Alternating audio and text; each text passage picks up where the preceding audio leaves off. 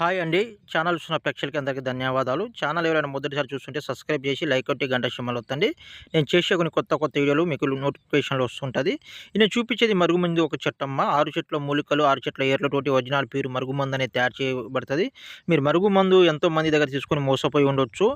ఈ మరుగుమందు పెట్టినట్టయితే 24 గంటల నుంచి 3 రోజులు వాడు ఎంతోడైనా గానీ, ఎంత మొండోడైనా గానీ మీ కాళ్ళ కాడికి వచ్చి ఉండాల్సిందే. ఈ మందు వల్ల ఎలాంటి సైడ్ ఎఫెక్ట్, ప్రాణహాని అనేది ఉండదు.